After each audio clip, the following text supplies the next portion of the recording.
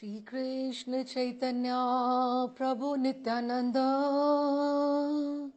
श्री अद्वैत गदाधर शिवासादि गौर भक्त वृंद, श्री रूप सनातन भट्ट रघुनाथ, श्री जीव गोपाल भट्ट दास रघुनाथ।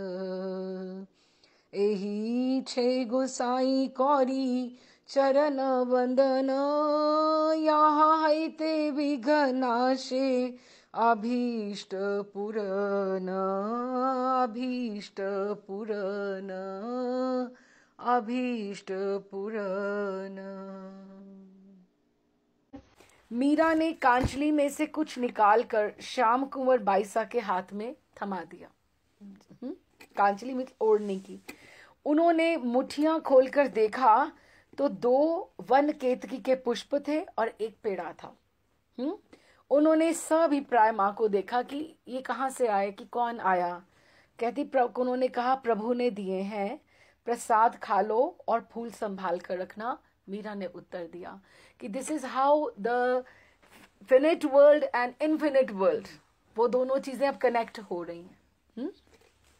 ओह बड़ा हुक्म, कहती श्याम कुंवर बाईसा उनसे लिपट गई कि दोनों, उसको लगा कि जो स्पेशल प्रसाद है, क्योंकि मीरा का कोई अपना था ही नहीं वहां पे कि किसी को बुलाकर वो विशेष प्रसाद देती, तो इस तरह से उसने उसको बेटी को दिया। एक दिन बैठे बैठे ही श्याम कुंवर बाईसा एकाएक हंस पड़ी, मानो कोई बात याद आ गई हो और फिर चुप हो गई हो। क्या हुआ, अचानक हंसी कैसे आ गई? मीरा ने पूछा। कुछ नहीं, ऐसे ही। कुछ तो है, मेरे सुनने योग्य ना हो शायद। ऐसा ना फरमाए हजूर, वैसे बड़ों की बातें करना बालकों के लिए उचित नहीं है। श्याम कुंवर बाईसा ने संकोच से माथा झुका लिया कि उसको कुछ बात याद आई है, वो करना भी चाहती है, लेकिन किसी बड़े के बारे में तो इसलिए संकोच कर गया। आप तो वहां पधार ही रही हैं, वहीं स्वयं ही सुन लीजिएगा। ऐसी क्या बात है जो तुमसे कहीं नहीं जाती? माँ से भला क्या संकोच, यहाँ तो कोई पराया है नहीं और ना ही यहाँ तेरी ससुराल है। हुक्म है तो अर्ज करती हूँ। 2 वर्ष पहले की बात है। कुंवर सा हुक्म, ससुर जयमल की बात कर रही है। वो अपने लिए एक महल बनवा रहे थे। महल बनवा रहे थे। दिन में एकाध बार उसके निरीक्षण के लिए वहां पधारते। महल बनवाने में पानी की जरूरत तो रहती ही है। तो पुराने जमाने में जैसे होता था कि जो एक पखाल होती है ना, जो चमड़े की भरी हुई मश्क होती है, मश्क होती है जिसमें पानी भर के ऊंट उसके ऊपर, डोंकी के ऊपर या ऊंट के ऊपर लेकर आया जाता है, क्योंकि वहां पे राजस्थान में पानी की जैसे कमी रहती है, तो ऐसी जरूरतों के लिए वहां उसमें से भर भर के लेके आया जाता था पानी। पखाल जो चमड़े की बनी हुई बहुत बड़ी मश्क होती है, उसमें तालाब से पानी भर भर करके लाया जाता था। पानी से भरी पखाल इतनी भारी होती है कि उसे पाड़ा ही ढो सकता है। पाड़ा इज एनिमल, वो जो जिस तरह का वो यूज करते हैं। पखाल से पानी लाने वाले छोरे ने एक दिन दूधासर से आकर अर्ज किया जयमल जी से कि एक साधु तालाब के किनारे बैठा है, उसने हजूर को कहलवाया है कि मैं अन्न आहार नहीं करता हूं, इसलिए 2 सेर दूध किसी के साथ भेज दें। कुंवर सा हुक्म को भी ना जाने क्या सूझी। वैसे तो संत महात्मा का इतना आदर है मां मेड़ता में, लेकिन अभी क्या सूझी।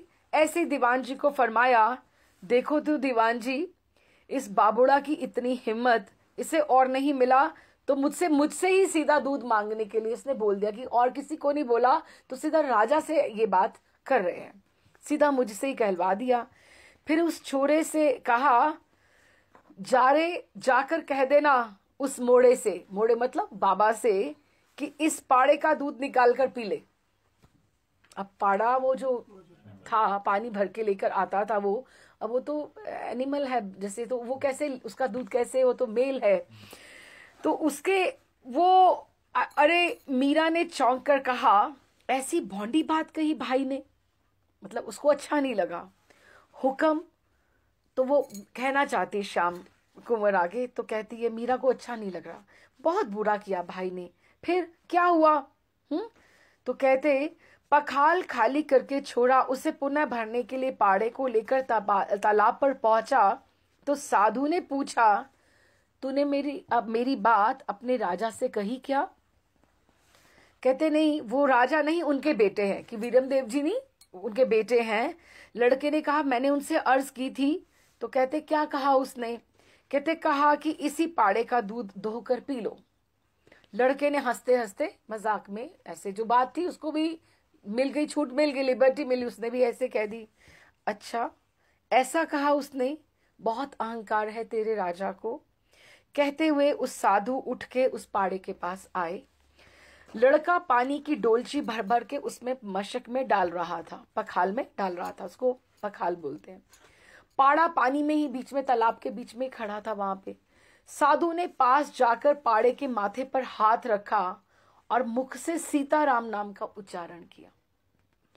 छोरे ने आश्चर्यपूर्वक देखा कि उनके सीताराम बोलते ही पाड़े के बड़े बड़े थन निकल आए और पांवों के नीचे ना समाये चारों ओर थनों से झरती हुई दूध की मोटी मोटी धाराएं निकलनी शुरू हो गई। तो वो तो लड़का घबरा गया कि ये कैसे हो गया।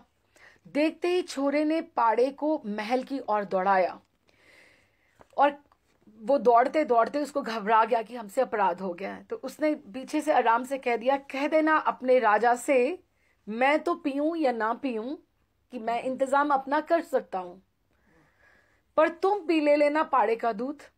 भागते हुए लड़के के कानों में साधु की वाणी गूंजी कि इतने वो सक्षम थे। कुंवर शाह हुक्म ने देखा कि पाड़े के पांव के पास दूध की तो कीच मच रही थी। सारा उसने विजुअलाइज किया वहां से आते हुए को। साधु की बात सुनाते हुए लड़के ने कहा, देखिए सरकार ये तो भैंस जैसे बन गया है, मतलब इतना बड़ा हो गया भैंस जैसे। किंतु कुंवर शाह ने आश्चर्य से देखा कि वो भैंस नहीं बना था वो वही जो वो था, लेकिन उसकी दूध की धाराएं बह रही थी और केवल उसके थन निकल आए थे और उनसे अनवरत दूध झरता ही जा रहा था। कहाँ है वो साधु? उन्होंने पाखल्य छोरे से पूछा। उनके स्वर की कड़क ना जाने कहाँ गुम हो गई थी। एकदम वो घबरा गए जयमल कि वो है कहाँ पर, चल मुझे दिखा। कि उनको लगा मेरे से बहुत बड़ा अपराध हो गया। किंतु तालाब पर साधु कहीं दिखाई नहीं दिए। राजमहल लौटकर चारों ओर उन्होंने घुड़सवार दौड़ाए। सांझ को 2-4 कोस की दूरी पर एक पेड़ के नीचे बैठे हुए वो साधु मिले। सूचना पाकर कुंवर सा पधारे और चरण पकड़कर उनसे क्षमा मांगी। बहुत अनुरोध करने पर वे मेड़ता के राजमहल में पधारे और प्रार्थना स्वीकार कर कुंवर सा हुक्म को गुरु दीक्षा देकर शिष्य स्वीकार करना शुरू किया। वो जयमल के गुरु हुए। मीरा ने जब ये बात सुनी कि यूं भाई की दीक्षा हो गई, सचमुच भाई ने दीक्षा ले ली क्या? कि शी वाज सो हैप्पी कि मेरे भाई ने दीक्षा हो गई। सचमुच भाई ने दीक्षा ले ली क्या? हाँ हुक्म। दीक्षा देकर उन्होंने कहा, आज से तुम संत बंधु हो गए, कि हमारे ही कुल के परिवार के हो गए। कभी किसी संत की हंसी और उपेक्षा आगे से नहीं करना। उस दिन से कुंवर शाह हुक्म संतों के सचमुच बंधु हो गए हैं। संतों का मान तो वहां पहले भी होता था, पर वह अन्नदाता हुक्म की इच्छा से होता था। कुंवर शाह हुक्म तो वीरों की बातें और वीरों का साथ सुहाता था।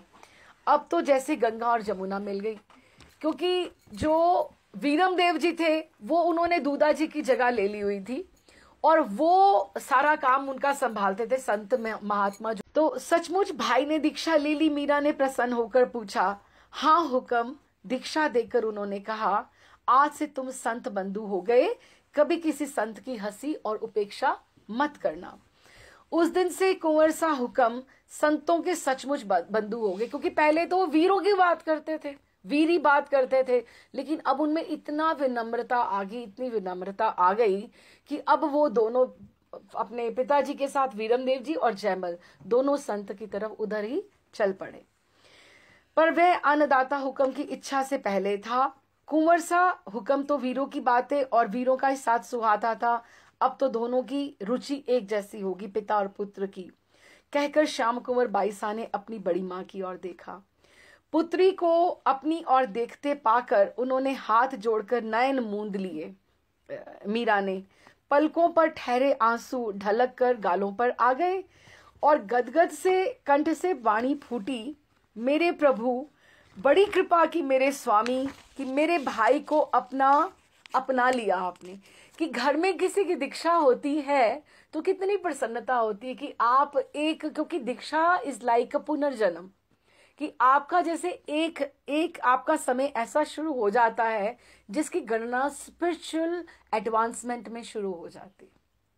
ठीक है, अब जैसे रूप सनातन गोस्वामी पाद थे, दोनों गोस्वामी थे, तो रूप गोस्वामी छोटे थे, सनातन बड़े थे, लेकिन रूप गोस्वामी के ऊपर कृपा पहले हुई है ना, महाप्रभु उनको पहले मिले, तो उनकी स्पिरिचुअल आयु सनातन प्रभु से अधिक मानी जाती है। रूप गोस्वामी पाद सबसे बड़े माने जाते हैं। उनमें ये नहीं सोच सकते हम लोग कि उनमें कैपेबिलिटी उनमें ज्यादा है, दोनों एक से एक बढ़कर, कभी हम बड़े कैरेक्टर इनके तो एक से एक बढ़कर कैरेक्टर्स है। लेकिन क्या है कि जो स्पिरिचुअल एडवांसमेंट में जो आपके घर में पहले दीक्षित होता है उसकी उम्र, क्योंकि वो आगे आगे आगे आगे उसके हिसाब से चलता है। तो मीरा अपने भाई के लिए बहुत प्रसन्न हुई, कहती है उसे संत से मिलाया, संत कृपा सुलभ कराई और बड़ी मेहरबानी बड़ी कृपा की आपने प्रभु कि जो आपने मेरे भाई को अपना लिया। क्योंकि ऐसे भी अगर हम पढ़ें, सपोज बहुत ग्रंथ हैं, आप ये पढ़ो वो पढ़ो, जो मर्जी पढ़ो, कि जितनी मर्जी ऑडियोज यूट्यूब भरा पड़ा है, गूगल, जिसको मर्जी सुनो, लेकिन अगर आप 5वीं में बैठना चाहते हो तो आप 5वीं का सिलेबस बुक पढ़ोगे तो एग्जाम दोगे ना उसके। 6ठी में पढ़ना है, 7वीं में पढ़ना है, आप धीरे धीरे अपना पता लगता रहता आपको। ऐसे पढ़ना और सिलेबस की बातें पढ़ना वो अलग बात है। So one should put the time in a correct manner, on a correct way, कि किस तरह से मुझे एडवांसमेंट लेनी है। ऐसे तो सब ज्ञान खुला हुआ है, अभी तो बहुत सब खुला हुआ है, हमें कहीं से भी कुछ भी मिल सकता है, लेकिन हम देखें कि हमारे पात्र में जगह कितनी है, कि हमारा अपना ही गौड़ीय साहित्य इतना बड़ा है कि मुझे लगता है कि 1 life time is very less. जितना मैं पढ़ पाई हूँ जितना मैंने पढ़ा है, और ठाकुर जी ने बड़ी कृपा से मुझे यहाँ बहुत एकांत दिया। नैरोबी जब से आए, इससे पहले भी कुछ साल बड़ा एकांत मिला।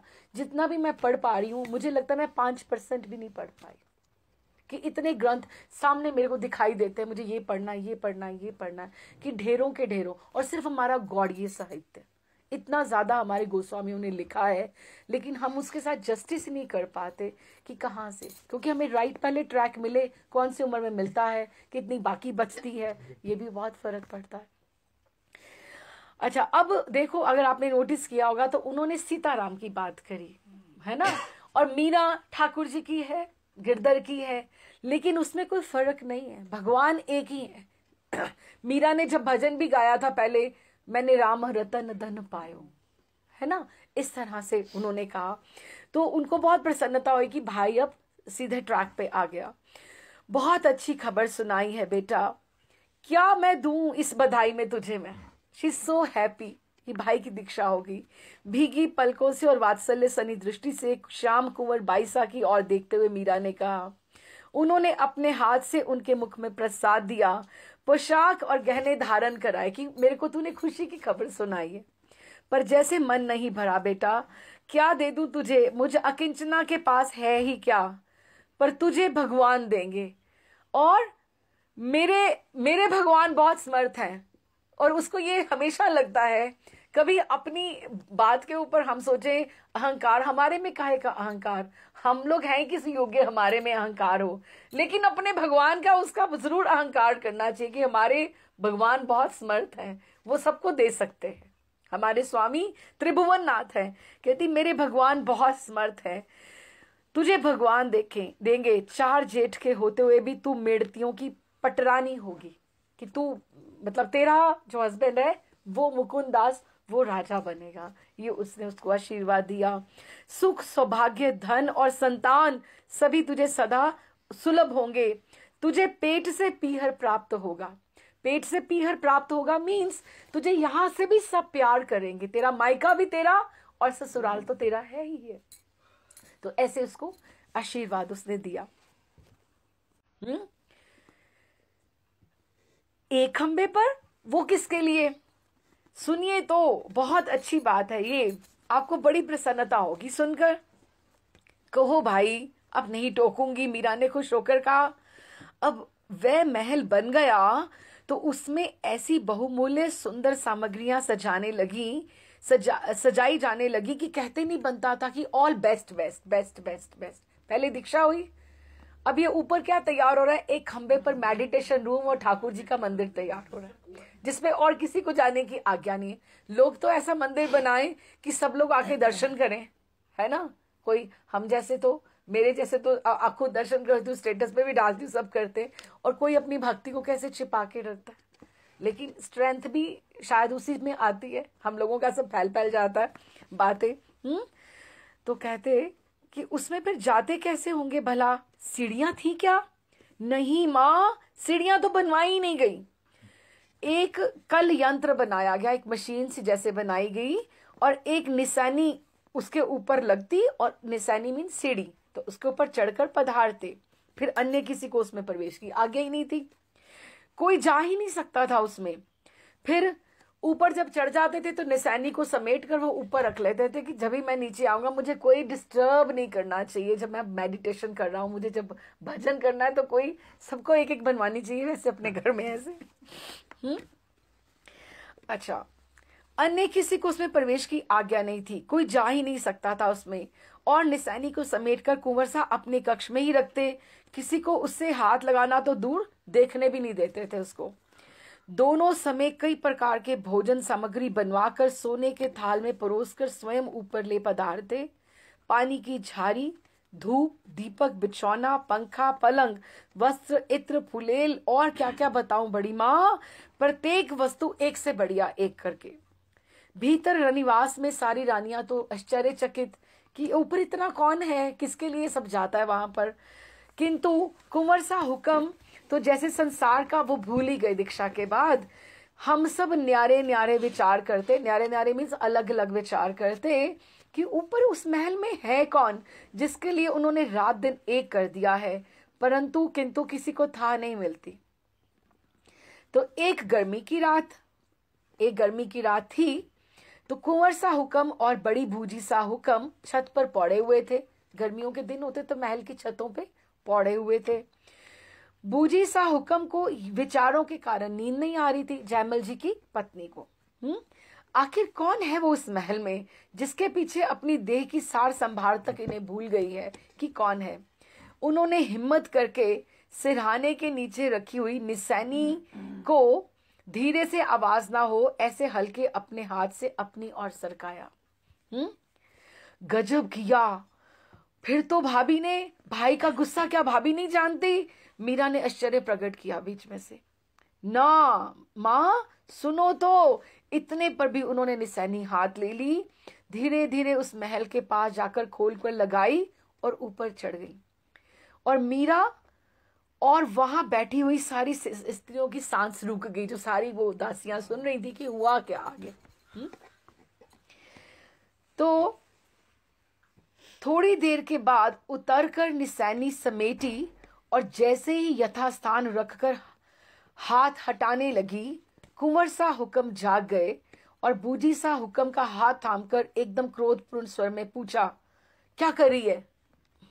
उनको लगा ये जा रही थी लेकर, ये नहीं पता कि लौट आई है वहां से। केवल देखा भर है उनको।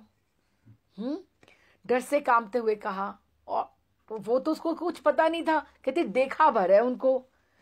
क्या किया और किसको देखा? एकदम से कुंवर सा हुक्म उठकर विराज गए। नींद आई हुई थी तो एकदम बैठ गए।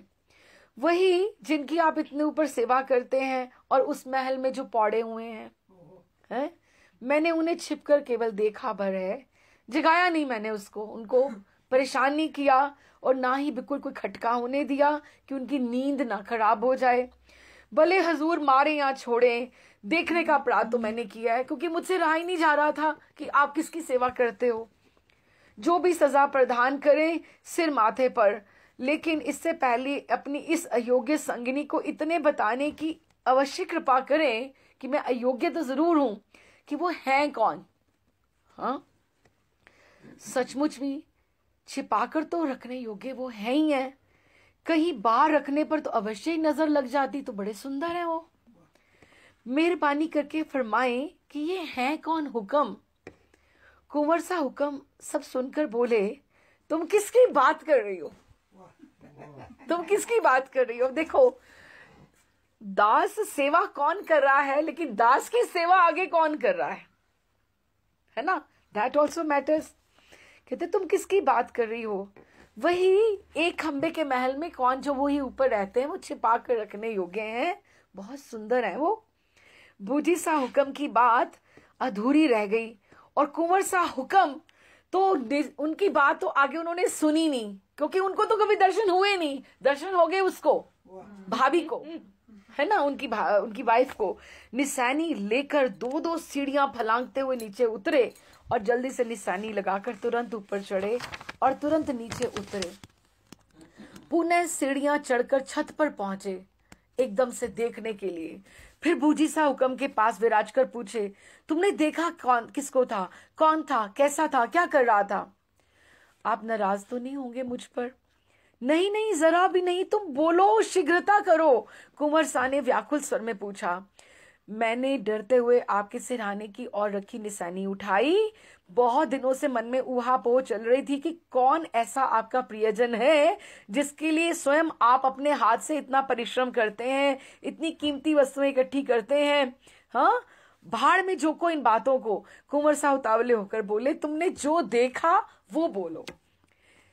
तो उन्होंने कहा, कहती, पलंग पर गले तक रेशमी पीली दोवर कोई ओढ़े हुए अत्यंत सुंदर सुकुमार पड़ा हुआ था।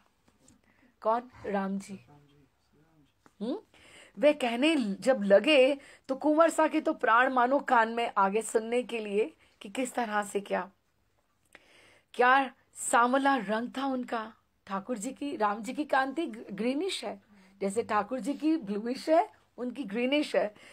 सांवला रंग, ललाट पर तिलक, कानों में कुंडल, बड़ी बड़ी कमल पंखुड़ियां जैसी मुंदी हुई पलकें, और तिल के फूल जैसे सुघड़ नासिका, लाल गुलाबी होंठ, छोटी सी मुफाड़ जैसे अधर छोटे से, घुंघराले काले केश और पवन से धीरे धीरे हिल रहे थे। और पलंग के पास पड़ी चौकी पर उन्होंने अपना उतार के रतन जड़ित मुकुट रखा हुआ था, वो पड़ा हुआ था। क्या वर्णन करूं हुक्म उस रूप का। वो मुकुट की जो रत्नों की जलमलाहट थी, वो उससे ज्यादा और रोशन हो रहा था।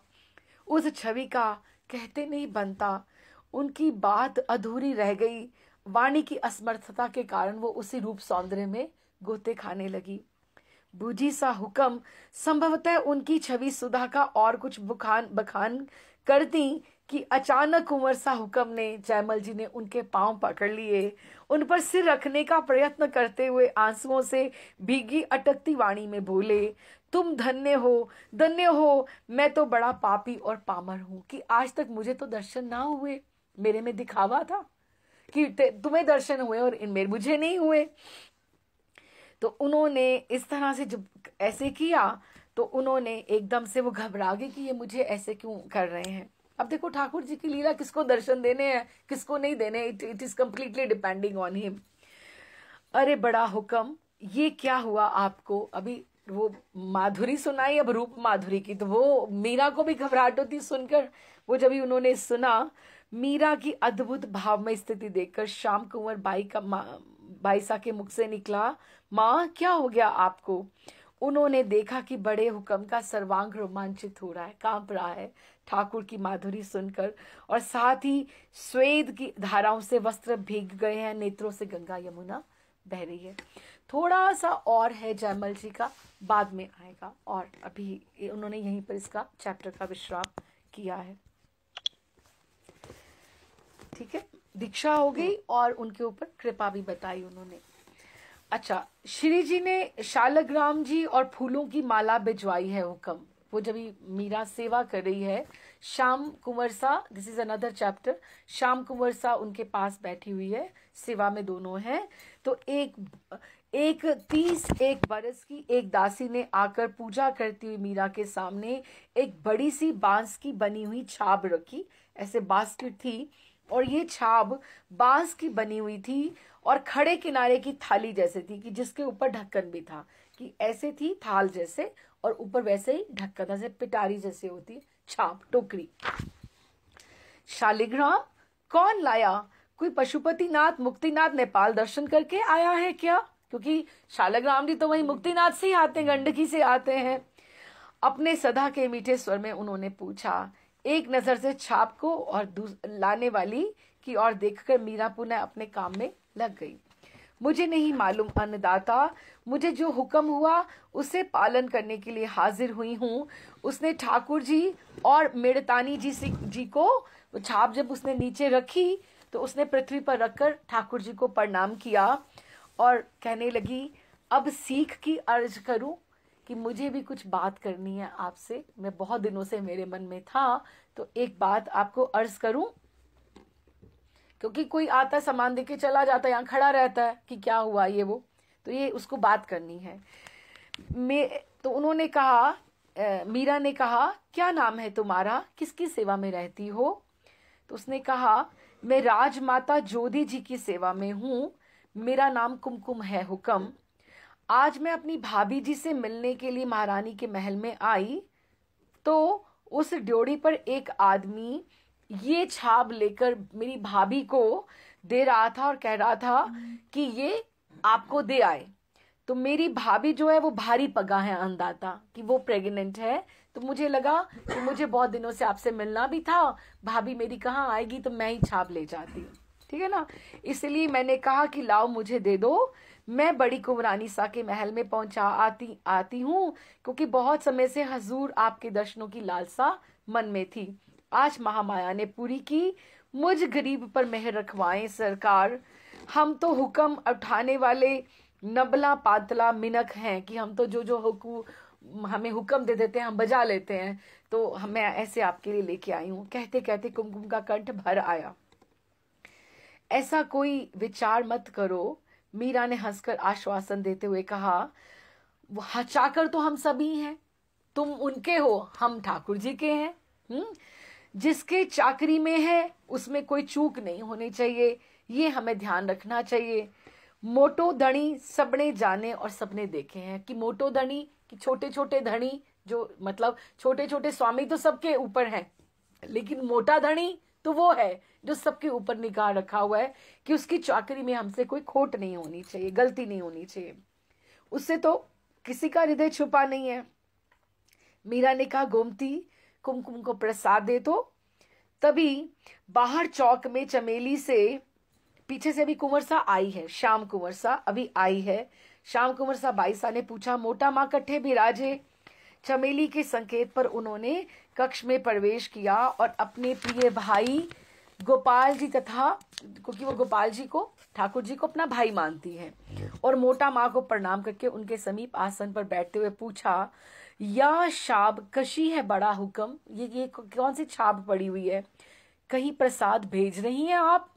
नहीं बेटा, बेटी की ओर असीम वात्सल्यपूर्ण दृष्टि से देखकर हंसते हुए कुमकुम की ओर संकेत करके कहा, ये तो इनके साथ आपके काको सा हुक्म ने शालिग्राम और फूलों के हार भेजे हैं। कोई मुक्तिनाथ या पशुपतिनाथ के दर्शन करके आया होगा और उसी ने श्री जी को शालिग्राम जी के भेंट किए होंगे, तो लालजी सा ने मेरे काम की चीज समझकर यहाँ भेज दिए हैं। इसे खोलो तो तुम्हारे गिरधर गोपाल जी के साथ इनकी भी पूजा कर लूं। जैसे ही श्याम कुंवर बाईसा ने छाप पर बंधी डोरी खोलने के लिए हाथ बढ़ाया तो चंपा को शक पड़ा। वो लोग सब थोड़ा अलर्ट रहती हैं। चंपा बोल पड़ी, ठहरिए भाईसा हुक्म, इसे हाथ मत लगाइए, फूल और शालिग्राम इतने भारी नहीं होते हुक्म। चंपा की आंखों में से भय झांक रहा था। क्यों कुमकुम भाई, कितना भार होगा इसमें? तुम्हारे चलने से तो लग रहा था कि मन भर बोझ उठाकर लेकर आ रही हो, कि जैसे तुम चल रही थी तो लग रहा था कि इसमें कुछ भारी है। मन भर तो क्या होगा कुमकुम, खिस्यानी हंसी हंसकर बोली, 5-7 सेर वजन तो होगा। अवश्य ही नीचे रखते समय मैं थोड़ा संभल नहीं पाई, थोड़ा मैं डगमगा गई थी। तभी मैं भाभी से ले लिया था कि मैं छोड़ आती हूँ।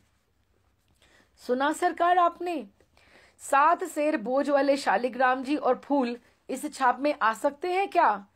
गहली है तू तो, मतलब गहली मीन्स पागल। मीरा ने श्याम कुंवर बाईसा की ओर देखकर हंसते हुए कहा, यदि उधर से हवा भी आए तो चंपा तो वहम से ही भर जाती है। वहम की तो कोई औषधि नहीं है पागल। और मीरा ने कहा, तुम खोलो बेटा, श्याम कुंवर को बोला। श्याम कुंवर बाईसा खोलने लगी तो कुमकुम ने हाथ बढ़ाकर कहा, बहुत मजबूती से बंधी हुई है सरकार, आप रहने दीजिए, आपके हाथ छिल जाएंगे, मैं खोल देती हूँ। क्योंकि बांस की थी तो वो आपके हाथ छिल जाएंगे कि उसकी कोई फांस नहीं लग जाए।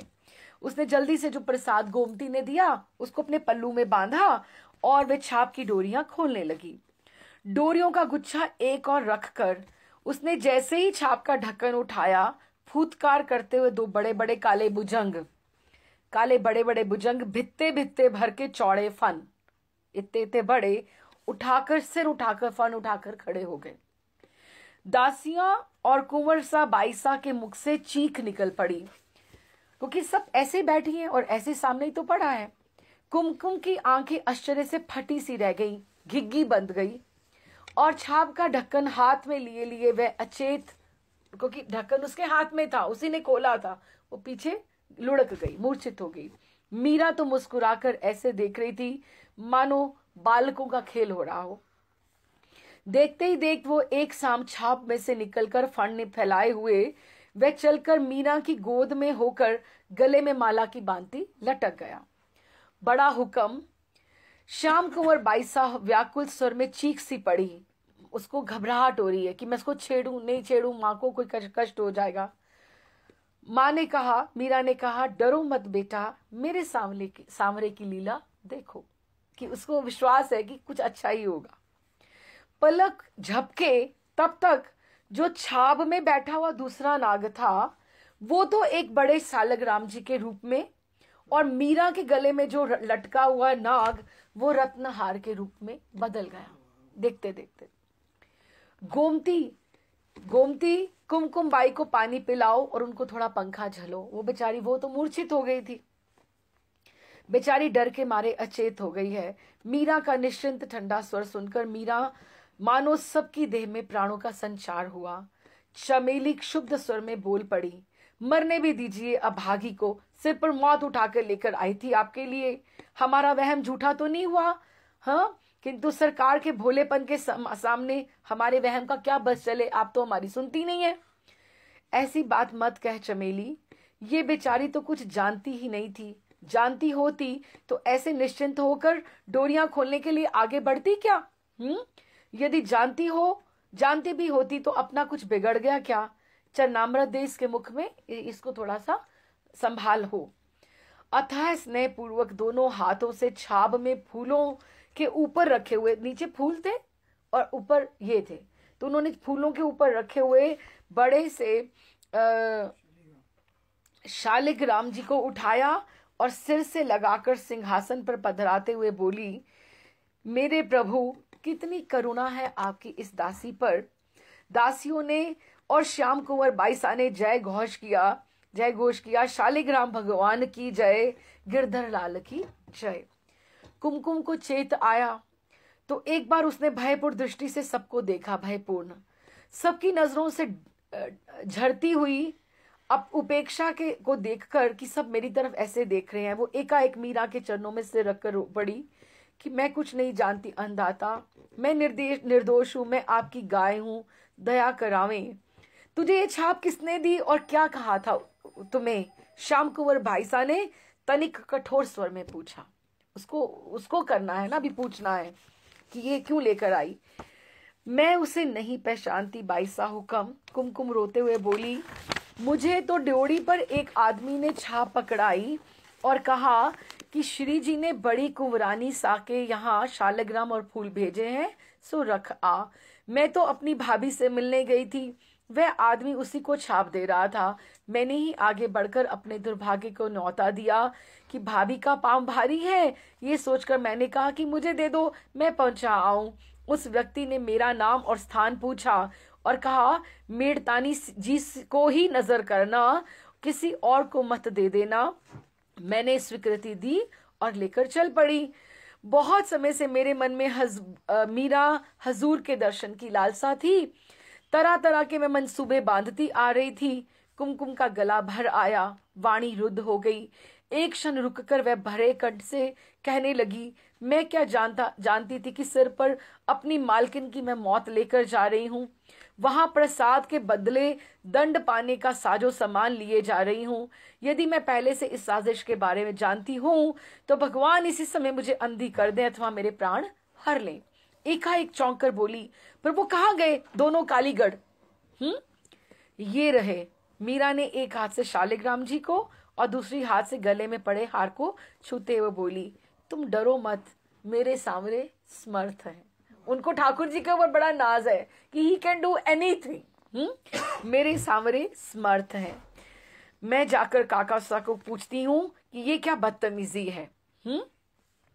इतने दिन तो मैं दूर से ही सुनती थी, आज मैंने आंखों से देख लिया इनकी करतूत।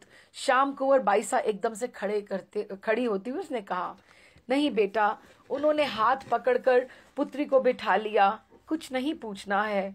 फिर हमारे पास प्रमाण क्या है कि यहाँ नाग है? कहाँ है? क्या हम बोलेंगे किसको कहाँ है नाग? हमारे पास तो कोई सबूत ही नहीं है कि हम क्या प्रमाण कहेंगे कि उन्होंने सांप भेजे। फिर सांप है कहाँ? तुम पूछा ताछी करोगी तो इस गरीब बेचारी के ऊपर दुर्बल पर वज्र टूट पड़ेगा। हमने भी तो उन्होंने देखा था आगे वैद्य जी की क्या हुआ था, है ना, जहर उसी को पिला दिया था। अब इसके ऊपर बात होगी। उन्होंने कुमकुम की ओर देखते हुए कहा, इस जहान से उठ जाना पड़ेगा बेचारी को। वे हंसी, अपने यहाँ तो शालिग्राम प्रभु पधारे हैं, हमें तो इधर का सोचना चाहिए, हम उधर की क्यों सोचें। चलो हम उत्सव मनाते हैं, ठाकुर जी का पधरावनी उत्सव करते हैं। जोशी जी को बुलाओ और प्रतिष्ठा का मुहूर्त और अभिषेक का समय मुहूर्त निकलवाओ। तो कुमकुम रो पड़ी, अन्नदाता मेरा क्या होगा? जो ये प्रसाद में पल्ले से ना बांधा होता तो वे नाग अवश्य पहले मुझे ही डस गए होते। अब मुझे जो वहां पर खड़ा ड्योढ़ी पर, उसने कहा था आकर मुझे बता देना कि काम हो गया, कि तुमने छाप दे दी कि नहीं। मैं अब उनको क्या अर्ज करूं? केवल यही कह देना कि छाप मैं कुंवरानी सा के पास रख आई हूं और ये अर्ज कर दिया है कि शालिग्राम भगवान और फूलों के हार हैं। इच्छा हो तो अभी जाओ, इच्छा हो तो उत्सव के बाद प्रसाद पाकर चली जाना। हमारे यहाँ उत्सव है, तुम आई गई हो तो उत्सव भी देख लो, जैसा मन माने। मीरा ने कहा, प्रसाद लेने में फिर हाजिर हो जाऊंगी सरकार। अभी तो महारानी की ड्योढ़ी के ऊपर वह यमदूत मेरी प्रतीक्षा कर रहा होगा। ज्यों ज्यों देरी होगी त्यों तो वो मेरी मौत की धार अधिक तीखी होती जाएगी। एक अर्ज और मैं आपसे करना चाहती थी। हजूर तो मैंने सुना है पीहर पधार रही हैं, कौन जाने वापस पधारना कब होगा। मतलब हमने सुना है कि आप पीहर जा रही हैं हजूर, है ना। तो इस गरीब को भी कुछ आप सेवा सीख देकर कृतार्थ करावें, इसीलिए मैं आपके पास आ रही थी। बिल्ली के भाग से छींका तो टूटा, लेकिन कुत्ते से सामना हो गया, है ना। कि मैं आई तो थी यही बात करने की, मुझे भी आपको सीख दे दो या कुछ सेवा दे दो, लेकिन मेरा भाग्य देखो, मेरे छींका भाग्य में तो गिर गया, लेकिन कुत्ता आ गया और मैं तो मतलब बुरी लिस्ट में आ गई ना ये कुमकुम। ना जाने किस जन्म का पाप उदय हुआ कि मैं इस कार्य में निमित्त बनी। यदि आपको कुछ हो जाता अन्नदाता तो मुझे तो नरक में ठिकाना भी ना मिलता। वह ओढ़नी के छोर से आंसू पोंछने लगी। मेरी क्या सेवा है बाई? सेवा तो ठाकुर जी की है। उनका जो नाम अच्छा लगे उठते बैठते काम करते हुए लेती रहा करो, वही सेवा है सबसे बड़ी। क्योंकि वाणी की दो ही सेवा है, एक नाम सेवा और एक प्रसाद सेवा। तो आप वो नाम लेती रहा करो, जीभ को खाली मत रहने दो, दूसरी फालतू बातें नहीं करनी। और ये कोई काम कठिन नहीं है, पर आदत नहीं हमें होती तो मन हमें इधर उधर खींचकर ले जाता है, क्योंकि बहुत जन्मों का अभ्यास है सोचने का। आरंभ में कठिन ये लगेगा, लेकिन आदत बन जाएगी तो लोग तो घोड़े पर और ऊंट पर भी नींद ले लेते हैं। तो अगर तुम्हें आदत हो जाएगी तो हर काम करती करती तो नाम लेते रहना। बस इतना ध्यान रखना कि नियम छूटे नहीं, मीरा ने कहा। कुमकुम ने संकोच से अटकती हुई वाणी में कहा, महू लायक तो कोई नहीं, पण हजूर री दया दृष्टि सु तर जाऊंगी। मुझे अगर आप एक ठाकुर जी बख्शवा दें तो, कि मेरा भी मन होता है कि मैं एक ठाकुर जी की सेवा करूं, तो आप मुझे भी एक ठाकुर जी दे दें तो मैं भी करूं। मनु लायक तो नहीं है ना, साथी कह रही योग्य तो नहीं है ना। तो उसकी बात सुनकर मीरा एकदम प्रसन्न होगी कि उसको रुचि है सेवा करने की। हाँ, कहते बहुत भाग्यवती है कि तुम्हारे मन में ऐसी इच्छा जागी कि तुम सेवा करना चाहती हो। अभी इस समय तो जाओ, जब प्रसाद लेने आओगी उत्सव का तो उस समय जोशी जी नाम और भगवान दोनों ही तुम्हें दे देंगे। एक बात का ख्याल रखना, इनके नाम में ही सारी मुसीबतों के फंदे काटने की शक्ति है, कि भगवान का जो नाम है उसी में सारी की सारी बात विद्यमान है। ठाकुर जी की जो शक्ति है उनके नाम में ही है। अगर तुम उनके नाम को यदि तुम पकड़े रहोगी तो तुम्हें आगे से आगे राह सूझती जाएगी, आगे से आगे तुम्हें दिशाएं दिखती रहेंगी, और वे स्वयं भी आकर तुम्हारे हृदय में, कि नैनों के नाम के रूप में आते हैं ठाकुर, लेकिन उसके बाद वो आकर नैनों में वो उनका नाम से, देखो ना, नाम जब खींचता है ठाकुर की रूप माधुरी को साथ में खींचता है। तो ठाकुर का रूप माधुरी तुम्हारे हृदय में, नैनों में और घर में, परिवार में तुम्हारे बस जाएगी। नहीं, स्टॉप हो जाए। आज मेरा भाग्य खुल गया, कहते हुए उसने अपने कुंवरानी सा के चरणों में सिर रख दिया। उसके नेत्रों से कई बूंदें उनके चरणों पर बरस गईं, मानो हर सिंगार के फूल झर रहे हों। आज कैसा उत्सव है भाभी मारा, उदय कुंवर बाईसा ने धोख देते हुए पूछा। कि एकदम से वो भी आ गई, क्योंकि अब आवाज आ गई कि शालिग्राम जी का उत्सव हो रहा है, कि कौन शालिग्राम जी लेकर आया। आज शालिग्राम प्रभु पधारे हैं बाईसा, आपने प्रसाद आरोग लिया, ये अब सब हो गया है। कहा मेरे यहाँ जो प्रसाद पहुंचाने आए तो मैंने उनसे कह दिया कि आज किसका उत्सव है, तो उन्होंने तो कुछ ठीक से बताया नहीं। तब मैंने अपने यहाँ सबसे कह दिया कि ये प्रसाद तुम लोग पालो, मैं तो भाभी माला के पास जाकर उनके हाथों से ही पालूंगी। मैं आपकी ही तो छोरू हूँ, अभी उतनी विनम्र हो गई कि मैं आप ही की बेटी हूँ, कि आप मुझे, क्योंकि अब जितना वो श्याम कुंवर को उसने लाड दिया है और किसी को नहीं दिया है ना, तो मैं आप ही की छोरू हूँ, तो मैं यहीं पालूंगी। पधारो भाई साहब, बिराजे, अपने साथ साथ ही हम सब जीमेंगे। गंगा, श्याम कुंवर बाईसा कहाँ है, उनको भी भेज दो, तो हमारे साथ बाईसा के साथ भी थाल पधरा दो, कि हम सब इकट्ठे पा लेते हैं। नहीं भाभी मारा, मैं तो आपके हाथों से ही लूंगी, कि आपकी थाली में ही मैं ले लूंगी थोड़ा। आपकी बालक होने से इतना हक तो मेरा है ना। फिर परसों तो आप पीहर पधार जाएंगी, कौन जाने फिर कब आपके दर्शन हो। कहते कहते उदय कुंवर बाईसा की आंखें बह चली, कि अब उसको ये लग रहा है कि जितना लाड वो श्याम कुंवर को दे रही हैं और उनसे वो बातें सब शेयर करी हैं, she has never shared with me. और मैंने ज्यादा उनके साथ टाइम स्पेंड किया, और मैं तो अब रह ही जाऊंगी पीछे, और वो भी मतलब मेरा दुर्भाग्य है कि वो वापस आए कि नहीं आए उस तरह से।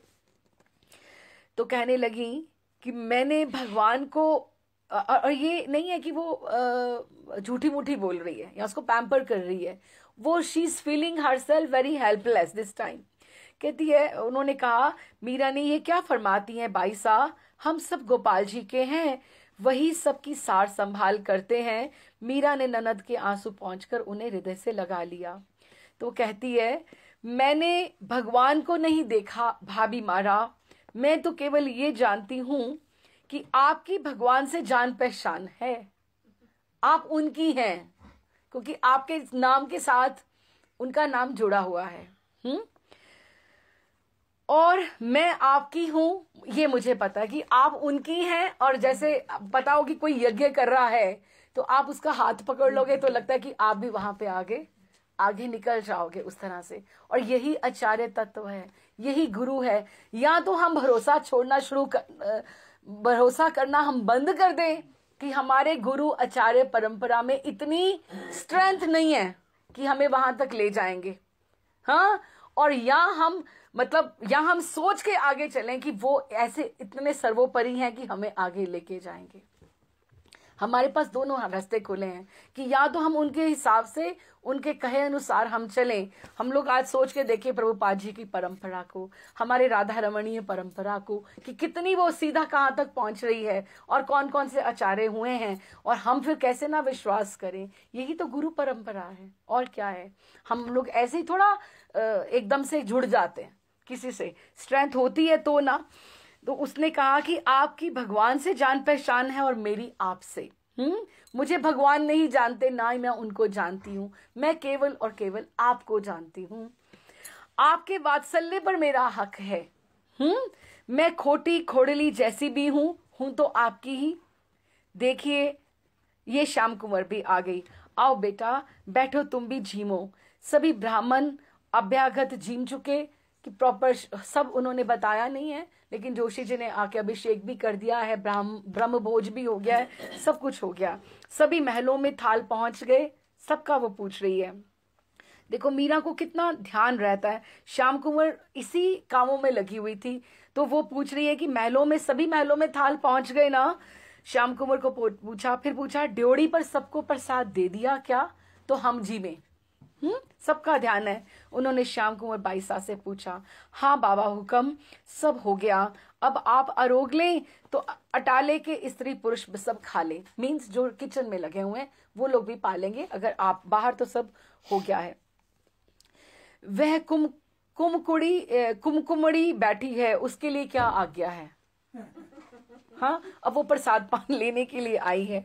कहकर श्याम कुंवर बाईसा ने उदय कुंवर बाईसा भुआ के चरणों में धोख दी कि भुआ को प्रणाम किया।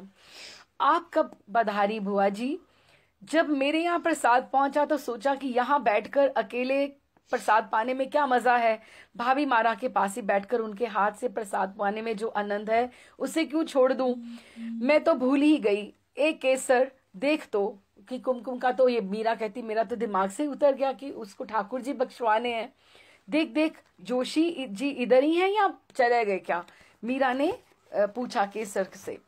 नहीं हुक्म, वे दान की सामग्री समेट कर बांधा बूंदी कर रहे हैं। अच्छा, नहीं हुक्म, वो यहीं पर हैं अभी। श्याम कुंवर तुम कुमकुम बाई को लेकर आ जाओ, उन्होंने बोला। मैं मंदिर में जा रही हूँ। श्याम कुंवर को उन्होंने प्रसाद नहीं पाया। श्याम कुंवर तुम कुमकुम बाई को लेकर आओ, मैं मंदिर में जा रही हूँ, आप भी पधारो बाईसा की आप भी चलो, मीरा ने कहा और उदय कुंवर बाईसा का हाथ पकड़ लिया। कौन कुमकुम भाभी मारा कि क्या बात हो रही है, इसके लिए आप प्रसाद अभी नहीं पा रही, रुक के पाएंगी। उदय कुंवर बाईसा ने चलते हुए पूछा। अभी तक तो कुछ नहीं हुआ था, अब होगा। मंदिर में प्रवेश करते हुए मीरा ने कहा। तब तक कुमकुम को लेकर श्याम कुंवर बाईसा भी आ गई। उसे जोशी जी के सामने बिठाकर सब यथास्थान पर बैठ गए और पूछने लगा। मीरा ने इससे पूछा, तुम्हें कौन से ठाकुर जी अच्छे लगते हैं, राम जी, कृष्ण जी, एक लिंगनाथ, माता जी या और कोई। मीरा ने पूछा कि चॉइस इज योर्स, जिसमें तुम्हें रुचि हो, है ना, ओपन चॉइस। मुझे अच्छे बुरे लगने की अक्ल ही कहाँ है सरकार, मेरा तो मन धूल फांकने वाला है कि जो मिल जाता मैं ले लेती हूँ, ऐसा नहीं। तो उन्होंने कहा फिर उसके हिसाब से उनको समझाने का कि इष्ट तो तुम्हें चुनना पड़ेगा कि तुम्हें कौन अच्छा लगता है। इष्ट का चयन अपने आप हमें करना पड़ता है कि हमें किसके रास्ते पे चलना है। क्या बोली, उन्होंने कहा भगवान से देखो एक रिश्ता जोड़ना पड़ता है कुमकुम, इसीलिए पूछ रही हूं तुम्हें बालक चाहिए कि बींद चाहिए, कि स्वामी चाहिए, मालिक चाहिए या चाकर चाहिए, ये बताओ ना। मारे तो नाना लाला चावे हुक्म। तो उसको एकदम से लगा कि नहीं, मुझे तो बालक नाना लाला चाहिए। मीरा ने नन्हे बाल मुकुंद जी को उठाकर जोशी जी के हाथ में दिया कि मंदिर में ऐसे सेवा रहती है, तो उन्होंने वहां अपने वो जो ठाकुर जी छोटे वाले वहां पे उठाकर खुद नहीं दिया, जोशी जी के हाथ में दिए, और जोशी जी उन्हें कुमकुम के हाथ में देते हुए बोले, तुमसे जैसी बन पाए। देखो कितना सिंपल है पूजा करना। उसमें कोई इतना लंबा चौड़ा पैराफर्नीलिया कुछ नहीं है। सेवा कितनी सिंपल है, साधारण है। सुनना, एक एक वर्ड इसका अच्छा है। तुमसे जैसी बन पाए वैसी पूजा करना, और छोटे बालक की तरह इसकी सार और संभाल करना, इसको संभाल के रखना। आज से ये तेरे बेटे हैं, और अपने बालक की तरह अगर लाड लड़ाएगी तो गुस्सा भी करना, हाँ, और इन्हें खिलाकर ही खाना पीना, इन पर पूरा भरोसा करना, है ना। कि अब आप बच्चे की तरह लेके रख रहे हो, आप लेके जा रहे हो, तो आप बिना खिलाए उसको कैसे खा लोगे। तो फिर उनके कान में गोपाल जी का नाम उन्होंने दिया और कहा, इस नाम को कभी नहीं भूलना और जीभ को कभी विश्राम मत देना, समझी, ये बोला। कुमकुम ने भरे दृगों से जोशी जी की ओर देखकर सिर हिलाया। अब देखो कैसा निमित्त बना, वो शालग्राम जी वो सांप लेकर आई और ये उसको क्या मिल रहा है। पल्ले से फिर भी देखो उसमें कितनी समझ है। उसने अपने पल्ले में से एक चांदी का सिक्का निकाला, रुपया निकालकर उसको लगा ब्राह्मण जी मैं दक्षिणा तो दूं, वो प्रिपेयर्ड आई है। पल्ले से चांदी का 1 रुपया खोलकर जोशी जी के पांव के पास रखते हुए प्रणाम किया। उसके पास वही था। हाँ, वहां बैठी सभी राजकन्याओं और महिलाओं को जैसे किसी की दीक्षा हो जाती है तो आप प्रणाम करते कि हमें आप सब बड़े हैं, मुझे आशीर्वाद दो कि मैं ये सेवा कर पाऊं। सब राजकन्याओं महिलाओं को प्रणाम करके अंत में मीरा के दोनों चरण पकड़कर रोती हुई बोली, मैं पापिन आपके लिए मौत की सामग्री लेकर आई, पर आपने मेरे लिए वैकुंठ के दरवाजे खोल दिए। और देखो अभी सेवा शुरू नहीं हुई, कुछ नहीं हुआ, लेकिन उसको कितना मीरा पे विश्वास है कि मेरे लिए आज वैकुंठ के दरवाजे खुल गए हैं। कि और विश्वास देखो, हम इतना विश्वास करके चले ना अपने आचार्यों के ऊपर कि कितनी बड़ी गद्दी है, कितनी बड़ी गद्दी है, कैसे कुछ हट जाएगा। देखो अभी सेवा शुरू भी नहीं हुई तो कह रही है कि मेरे लिए वैकुंठ के दरवाजे आपने खोल दिए, ये आप कृपा सदा मेरे ऊपर बनाए रखे, यही प्रार्थना है। आप मुझ गहली गूंगी को भूल मत जाना। मीरा ने सिर पर हाथ फेर कर आश्वासन दिया। उदय कुंवर बाईसा ने एकदम चौंक कर पूछा, कौन सी मौत की सामग्री, because she never knew anything कि क्या क्या सब हुआ। श्याम कुंवर बाईसा के मुख से सांप पिटारे की बात सुनकर उदय कुंवर बाईसा का को एकदम से क्रोध आ गया। मैं तो समझी थी कि अब श्री जी को अकल आ गई है, वे भाभी मारा को पहचान गए हैं, किंतु लगता है गंगकड़ारी पूंछड़ी 12 बरस भूंगली में राख रे बारे काड़ा तो ई बांकी की बांकी, कि कुत्ते की पूंछ 12 वर्ष नली में रखने पर भी निकालो तो वो टेढ़ी की टेढ़ी ही रहेगी, वाली बात ही सच है। मैं जाकर पूछती हूँ अभी, ये क्या किया आपने, क्यों मेड़तियों को शत्रु बनाकर मानोगे कि उनको ये भी नहीं लगा कि प्रताप सिंह और मुकुंद दास इधर हैं।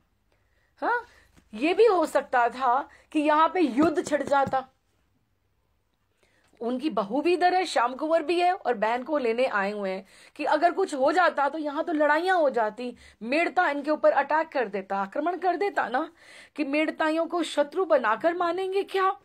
नहीं बाईसा हुक्म, कुछ नहीं पूछना, मेड़तिए यही हैं, सोते बैठे लड़ाई हो जाएगी। कि अगर हमने आपने ऐसे बात कही तो मुकुंद दास तो वो अभी से, और प्रताप सिंह तो अभी से वो उनका जोश खून गरम है, अभी लड़ाइयां हो जाएंगी, मेरा तो कुछ नहीं बिगड़ेगा, पर ये जो मेरी लाल श्याम कुंवर है इसका पीहर छूट जाएगा, इसको मायके का सुख नहीं मिलेगा, क्योंकि कल को इसको कोई नहीं यहाँ आने देगा। देखो कितनी छोटी छोटी बातें हैं, आपके पीहर ने कुछ गलत कर दिया तो वो आपको आने नहीं देंगे उस तरह से।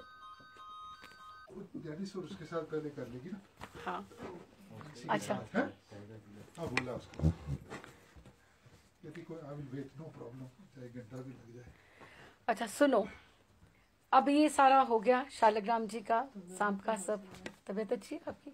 हाँ अच्छा, संवत 1591 विशाख मास, मतलब सन 1534 1534 में सदा के लिए चित्तौड़ छोड़कर मीरा मेड़ते की ओर चल पड़ी। ये चैप्टर हम पूरा पढ़ लेंगे।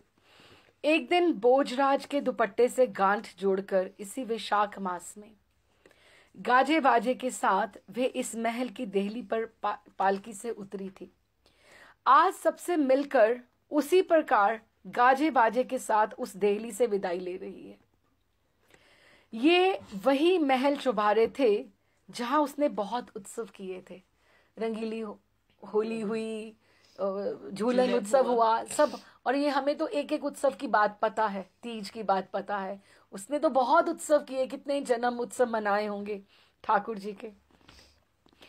यहाँ उसके गिरधरन लाल ने अनेक चमत्कार दिखाए थे। यही उसकी प्रिय दासी मिथुला ने प्राण त्यागे थे। यहाँ ही उनके प्रिय सहचर कलयुग में द्वापर के भीष्म से भी अधिक भीषण प्रतिज्ञा का पालन करने वाले महाभीष्म भोजराज जी ने देह छोड़ी थी। यहाँ विक्रमादित्य ने उन पर कराल 80 धार के घातक वार किए थे, जब तलवार ऐसे मारी थी। और जहां थे कितने विरोधी और कितने ही सहायक। एक बार भरपूर नजर से उसने सबको देखा, जैसे आंख भर भर के सबको जैसे मेमोरीज में रखना चाहती है। उस कक्ष को देखा जिसमें भोजराज विराजते थे और जहां उनका पलंग लगता था, वहां उस कक्ष में जाकर वो खड़ी हो गई। जब वो खड़ी हुई तो उसको वहां भोजराज जी के जैसे दर्शन हुए, उस तरह से। पचरंगी लहरिया का साफा पगड़ी, गले में जड़ाऊ कंठा पदक, सिर पर सिरपेच, कमर के कमर बंद में लगी कटार तलवार बांधे, हंसते मुस्कुराते भोजराज मानो मूर्तिमान कामदेव सम्मुख आकर खड़े हो गए। मीरा की आंखें भर आईं। सीख बख्शाओ महाराज कुमार कि मुझे आज्ञा दो, मुझे आज्ञा दो, क्योंकि उसके साथ वो बंद कर आई थी उस घर में, तो अब उसकी आज्ञा लेकर वो वहां से जाना चाहती है। विदा विदा मेरे सखा, मेरे सुदृढ़ कवच, मुझसे जो भूले, जो अविनय, जो अपराध हुए हो, उनके लिए क्षमा प्रार्थना आपसे करती हूं। कहती हुई उसने धरती पर ही यूं भोजराज जी के सामने मस्तक पर रखा। मैं अभागिनी आपको जीवन भर कोई सुख नहीं पहुंचा सकी, कोई सेवा नहीं कर सकी। अपने अशेष गुणों और धीर गंभीर स्वभाव से, बल्कि आपने जो मेरी सहायता और सदैव रक्षा की, जो भीष्म प्रतिज्ञा आपने की और अंत तक उसे निभाया, उसके बदले में मैं अकिंचना आपको क्या नजर करूं, कि मैं आपको क्या दे सकती हूं। किंतु मेरे मीत मेरे स्वामी समर्थ हैं, वो देंगे। मैं अकिंचना दासी हूं, मैं आपको क्या दे दूंगी। वो स्वामी समर्थ हैं, वह देंगे आपको अपनी इस दासी की सहायता का प्रतिफल, क्योंकि मैं उनकी दासी हूं और इसका प्रतिफल वो आपको देंगे। आपका मंगल हो मेरे सखा, आपका मंगल हो। उनकी आंखें बह चली। हाथ जोड़कर उन्होंने पुनः सिर झुकाया। बहुत देर तक उनके पीछे चंपा खड़ी थी। अब उसने कहा, बाईसा हुक्म, नीचे पालकी आ गई है, सबसे मिलने पधारे। आंसू पहुंचकर मीरा उस कक्ष से बाहर आई। आवश्यक सामान गाड़ियों ऊंटों पर लदकर जा चुका था। अनावश्यक सामान जहां का तहां पड़ा था। अपने सेवक सेविकाओं से जो अभी यहाँ ही रहने वाले थे चित्तौड़ में, उन्हें आवश्यक उसने भूमि दे दी थी, द्रव्य मीन्स जो पैसे वगैरह, और आवास देकर उनकी जीविका का प्रबंध कर दिया था। क्योंकि जिन लोगों की जड़ें वहां पर जम चुकी थी, जो वापस नहीं जा सकते थे उनके साथ, उनको वहीं रहना था, उसका उसने सब अरेंजमेंट ऑर्गेनाइज कर दिया था। और जो साथ चल रहे थे उनका भी सामान बांधकर चला गया था। रहने के नाम पर तो उनका पावन स्नेह में साथ छोड़कर कोई भी चित्तौड़ में रहना नहीं चाहता था। लेकिन कुछ ऐसे भी लोग थे जिनकी जड़ें चित्तौड़ में जम गई थीं। कुछ सेवक सेविकाएं यहीं से उन्हें मिली थीं जो उनके साथ बंध गई थीं। उनका प्रबंध उन्होंने कर दिया था। यद्यपि अपने मुख से किसी ने भी ये नहीं कहा कि मेड़तानी जी सा अभी चित्तौड़ से अंतिम विदा ले रही हैं, कि ये वर्बली किसी ने बात क्लियर नहीं की, हाँ, किंतु फिर भी भीतर ही भीतर अधिकांश लोगों को यही लग रहा था कि अब इनकी सवारी चित्तौड़ की ओर पुनः नहीं फिरेगी, क्योंकि पहले तो कभी भी इतना सामान साथ नहीं गया था। पहले तो पीछे वाले सेवकाओं की जीविका का प्रबंध करने की कभी आवश्यकता नहीं जान पड़ी थी। यही सब सोच सोचकर उनके प्रियजनों के प्राण व्याकुल थे। अपनी सभी सासों और गुरुजनों की चरण वंदना की उन्होंने।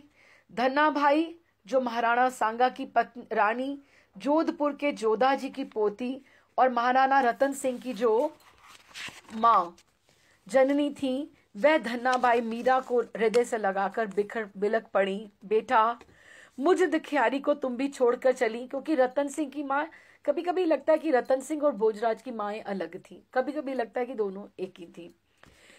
तो मेरा तो तुमसे पीहर और ससुराल दोनों ओर से संबंध है कि कुछ रहा होगा पहले। सास समझो या भुआ समझो, इस पति और पुत्र विहीन वृद्धा को भूल मत जाना। अब मैं किसके आसरे दिन काटूंगी। कभी 2 घड़ी बैठकर तुम्हारी बात सुनती थी तो हृदय की जलन ठंडी होती थी। अब किसका मुख देखकर जीऊंगी। कौन मुझ दुखिनी को धीरज देगा। मीरा ने माँ के आंसू पहुंचकर पुनः पांव में सिर रखा। हम सबके स्वामी भगवान हैं हुक्म, उनका स्मरण सब दुखों की औषधि है। संसार में सुख ढूंढने से केवल निराशा और दुख ही पल्ले पड़ता है, आप उसमें मत ढूंढिए। राजमाता हांडी जी जो विक्रमादित्य की हैं, के चरणों में प्रणाम करके मीरा ने विनय की, मुझसे जाने अनजाने में जो अपराध अविनय हुए हों, अपनी बालिका जानकर क्षमा करावें और मुझे विदा भिक्षावें। हांडी जी ने उन्हें हृदय से लगा दिया, जो उनको भूत प्रेत महल में लेकर गई थी वहां पे, है ना।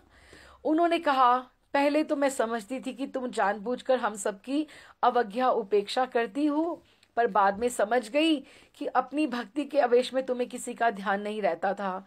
बीननी, मैं तुमसे पल्ला पसार कर एक भिक्षा मांगती हूँ, दोगी? क्योंकि अब उसको भी समझ में आ गया है कि she is not an ordinary person. Meera एकदम से उसने पल्ला पीछे कर दिया, हटाकर दोनों हाथ पकड़कर माँ के जो हाथ थे अपने सिर से उसने लगाए और कहा, माँ ये राजमाता के हाथ है, किसी के आगे आप क्यों फैला रही हैं? हाँ? इससे हमारे राज्य की महिमा का, गौरव का, एक लिंगनाथ का सम्मान में हानि होती है। और हाथ उसने नेत्रों से सिर से लगाकर देखते हुए कहा, ये हाथ किसी के सामने फैलाने के लिए नहीं बने हैं। देखो कितना वो विनम्र है। ये हाथ आश्रितों पर छत्र छाया और मुझसे अबोध को आशीर्वाद देने के लिए बने हैं हुक्म। ये हाथ समस्त मेवाड़ के धनी, हिंदुआ सूर्य की धन्याणी और जननी के हाथ है, राजमाता के। उन्हें इस प्रकार मुझसे अकिंचना के आगे मत फैलाइए, इससे एक लिंग के दीवान राजा का और राजमाता के पद का अपमान होता है हुक्म। मुझे कहने दो बीननी। हांडी जी के आंखों से निर्जर निर्जर आंसू बहने लगे। नहीं हुक्म, कुछ मत फरमाइए आप, क्योंकि उनको पता है कि उसने क्या कहना है, लेकिन जो मीना को कहना है वो अपना ही कह रही है कि मेरे मन में कभी भी किसी के लिए रोष आया ही नहीं है, मेरे लिए कोई नहीं है। मनुष्य देखो अपने ही कर्मों का फल भोगता है, दूसरा कोई भी उसे, this lines are very important, कि कभी भी हमें कोई दुख सुख नहीं दे सकता है। मेरे मन में किसी के लिए भी रोष आया ही नहीं। मनुष्य अपने ही कर्मों का फल भोगता है हुक्म, दूसरा कोई भी उसे दुख या सुख कभी नहीं दे सकता। ये मेरा दृढ़ विश्वास है। इसलिए मैं किस पर क्रोध करूं, और क्रोध करने जैसा हुआ भी क्यों। आप निश्चिंत रहें, भगवान कभी भी किसी का बुरा नहीं करते हैं।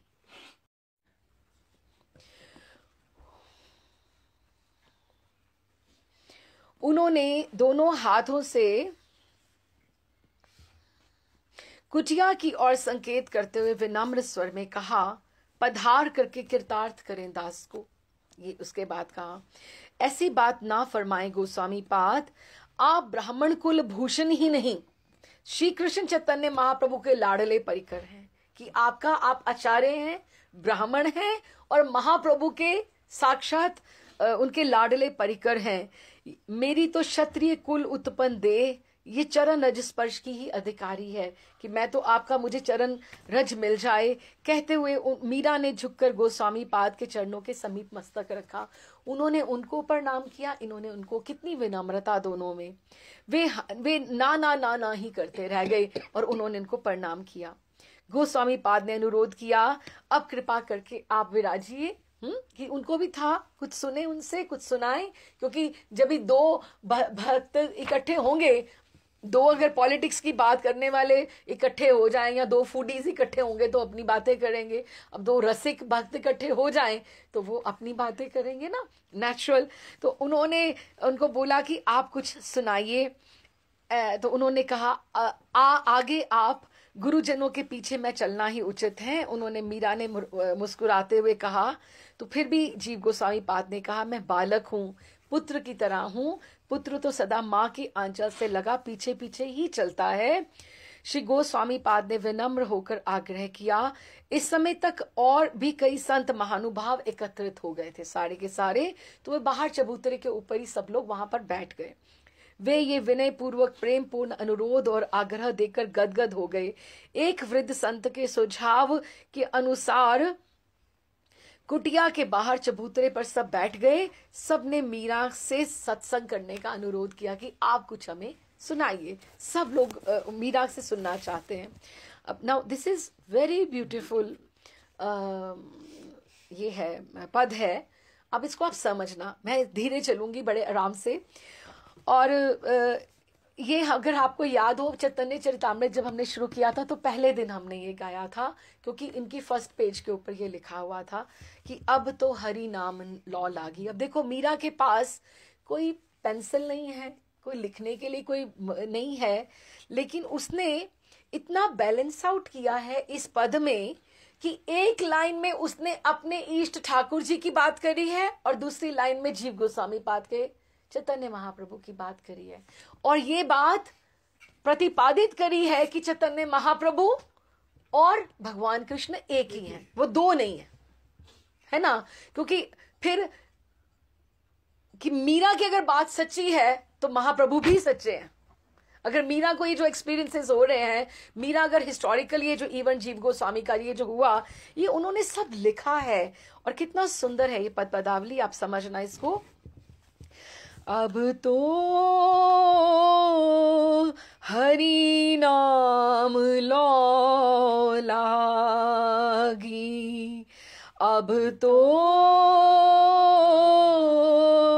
हरि नाम लौ लागी। लौ मतलब कि अंदर मेरे ठाकुर जी को मिलने की जो ज्योत है वो जग रही है, लालसा जो है वो प्रबल हो रही है ना। लौ मतलब मीन्स मुझे लालसा, उत्कंठा हो रही है। क्या सब जग को ये माखन चोरा, सब जग को ये माखन चोरा, नाम धरो बैरागी,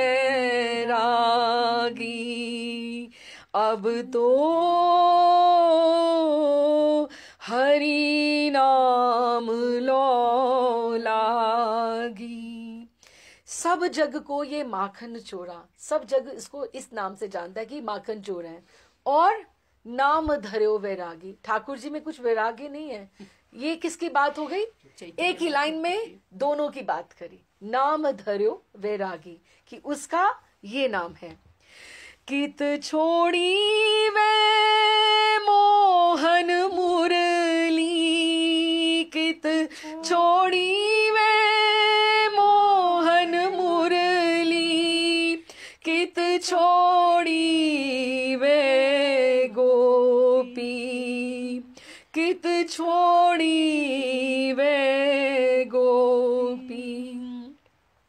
मूंड मुंडाए डोर कटी बांधी, मूंड मुंडाए डोर कटी बांधी, माथे मोहन टोपी, अब तो हरि नाम लो लागी।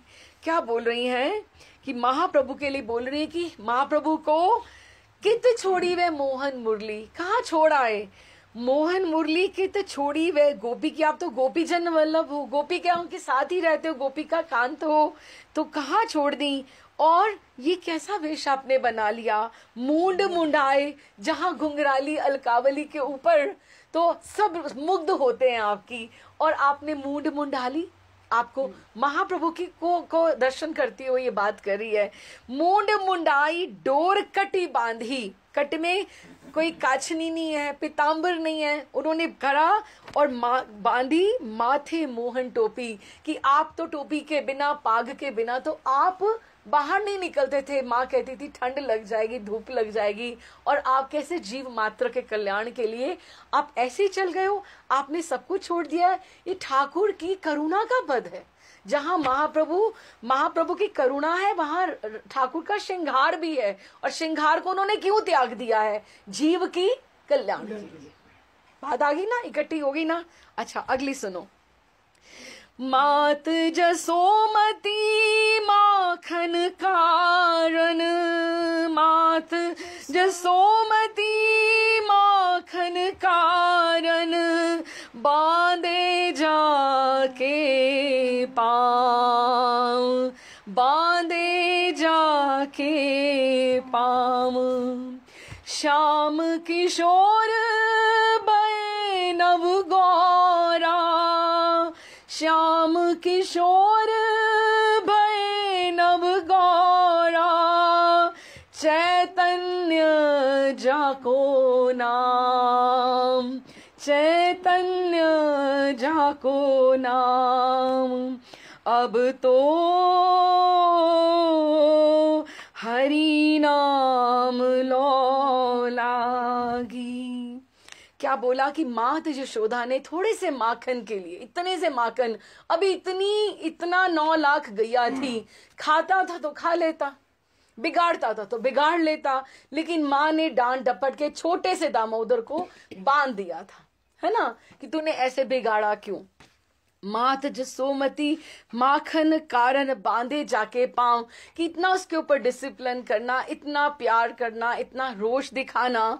और वही श्याम किशोर, वो जो था श्याम किशोर भये नव गौरा, अभी वो नव हो गए हैं, गौरे हो गए हैं। कौन? किसके रूप में? उनका नाम चैतन्य महाप्रभु है। चैतन्य जाको नाम। तो एक में दोनों को जोड़ रहे हैं। और वो सोच के नहीं गा रही है सब कुछ, एकदम से फ्लुएंट सब कुछ वो विजुअलाइज कर रही है। और वो पीतांबर को भाव दिखावे, पीतांबर को भाव दिखावे, कटी को पीन कसे, कटी को पीन कसे। गौर कृष्ण की दासी मीरा, गौर कृष्ण की दासी मीरा, रसना कृष्ण बसे, रसना कृष्ण बसे। अब तो हरि नाम लो लागी।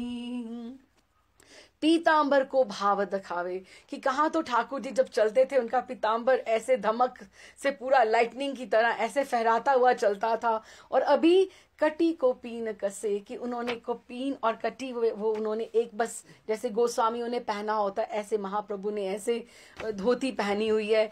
तो गौर कृष्ण की दासी है, ये श्याम कृष्ण की दासी नहीं, कि वही मेरे, वो भी कृष्ण है और ये भी मेरे कृष्ण हैं।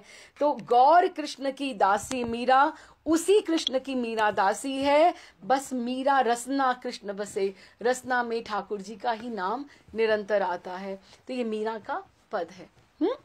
फिर पुनः आग्रह उन्होंने किया कि आप एक और पद गाइए। जीव गोस्वामी पाद को बहुत अच्छा लगा। एक बार और भी बताया कि जीव गोस्वामी पाद उनकी भी कुटिया पे स्वयं भी आते हैं, वो बाद में लेटर आएगा। तो इस तरह से उन्होंने कहा। तो पुनः आग्रह पे उन्होंने गाया, आली माने लागे वृंदावन नीको, आली मोह लागे वृंदावन नीको। सबकी अलग अलग ट्यून्स हैं। राधा माधव। हाँ। आली माने लागे वृंदावन नीको, घर घर तुलसी ठाकुर पूजा, दर्शन गोविंद जी को। कि गोविंद जी को दर्शन ठाकुर के। अच्छा, अब आप देखो जो हमारा घर है, जो ये है हमारा राधा कांदी वृंदावन में जो घर है, सामने एक छोटा सा घर है, वहां पर आप देखो कि घर के भीतर ऑल्टर्स बने हुए हैं। यूल बी सरप्राइज, जो पुराने घर हैं इतनी सी रसोई की जगह उन्होंने बनाई हुई है। अब वो चलो फैमिली एक्सपैंड हो रही है, उन्होंने अलग अलग कर लिया, तो वो उन्होंने एक साइड पे पूरा ऑल्टर बना हुआ है। हाँ, तो ऐसे ऊंचा जैसे चबूतरा नहीं होता, ऐसे जैसे राधा रमन जी का चबूतरा, ऐसे चबूतरा, उसके भीतर ठाकुर जी पधारे हुए। एक रूम है सामने और इधर अपना बैठने का जो भी है सारा का सारा। तो उनसे पूछो ये ठाकुर जी का क्या नाम है, तो बताएंगे आपको ये ठाकुर जी का ये नाम है, ये हमारे उनसे सेवा है।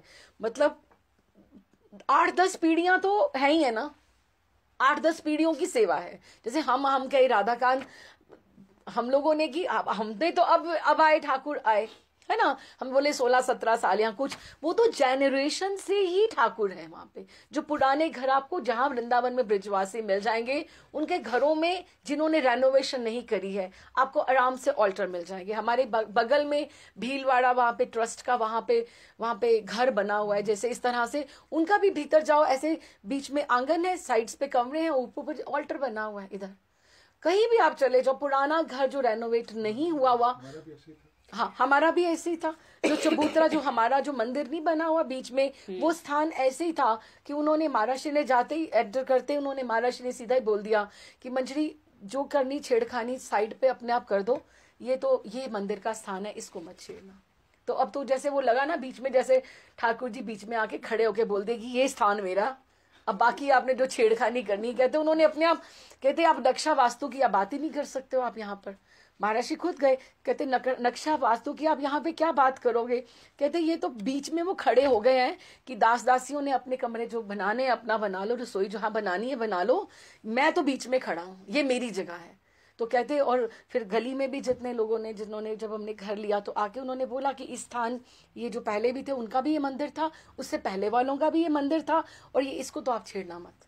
फिर हमने थोड़ा उसका शेप थोड़ा सा चेंज किया, उसी को एक्सटेंड करके, पर it has remain the same. तो इस तरह से जो ऑल्टर्स हैं, पुराने घर में जो ऑल्टर्स हैं वो ऐसे बने हुए हैं, आप उसमें छेड़खानी नहीं कर सकते और नहीं भी करनी चाहिए उस तरह से, है ना। तो ये आली माने लागे वृंदावन नीको, नीको मीन्स अच्छा लगता है मुझे। घर घर तुलसी ठाकुर पूजा, दर्शन गोविंद जी को। गाओ आप। आली मोहे लागे वृंदावन नीको, आली मोहे लागे वृंदावन नीको, घर घर तुलसी नीको, सखीरी मोहे लागे वृंदावन नीको, आली माने लागे वृंदावन नीको, घर घर तुलसी ठाकुर पूजा, घर घर तुलसी ठाकुर पूजा, दर्शन गोविंद जी को, दर्शन गोविंद जी को, आली माने लागे वृंदावन नीको, आली मोहे लागे वृंदावन नीको, निर्मल नीर बहे जमुना